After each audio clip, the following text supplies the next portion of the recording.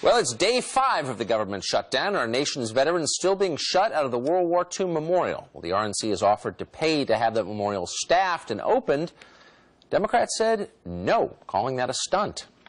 What is going on in Washington? Joining us now is the chairman of the Republican National Committee, Reince Priebus. Reince, thanks a lot for joining us this morning. Hey, good morning. I'm a little bit confused. Why would it take any money to keep the World War II memorial open? It's an open-air memorial. Why are they closing this in the first place? Any idea? You know, it's hard to know, Tucker. I mean, they're actually closing the grass, too, by the way, around the mall. So, I mean, if you want to know how extreme it's getting, you know, what we looked at is we tried to calculate through the Park Service what 5 guards would cost for 30 days.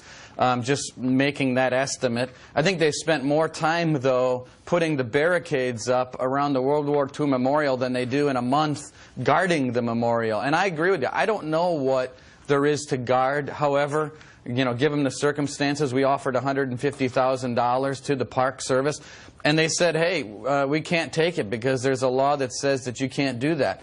My view, Tucker, is, well, then have Congress write a law that says that if private people want to pay money that would otherwise be paid for by the taxpayers, why not take the money? Well, of course. I mean, this is in line with military chaplains who are prohibited under law from volunteering their services to our Catholic military personnel. They could be arrested for volunteering. That's crazy. What's the rationale behind that?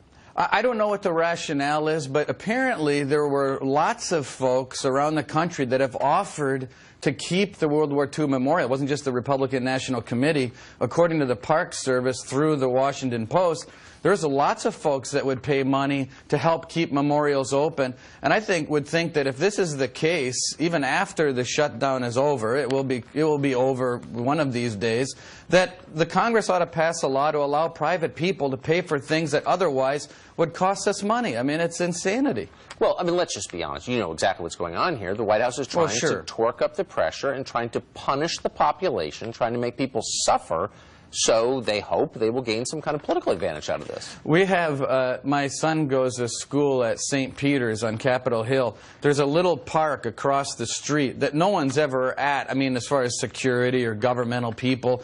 There's a toddler swing set in this grassy area, and they've padlocked and chained the park shut for the government shutdown. I mean, the Obama administration obviously wants to make this as painful as possible. We're passing bill after bill to keep memorials open, to keep WIC open, to keep the NIH open, but they're going to vote everything down because they want to make it as painful as possible. That's what this is all about. Right. So instead of just, you know, ceasing the Let's Give Cell Phones to Vagrants program, they shut down your kid's swing set. Pretty unbelievable. Reince Priebus. Well, sure. Thanks for joining us. You bet. Still ahead, a 12-year-old arrested for bullying his classmate. Did the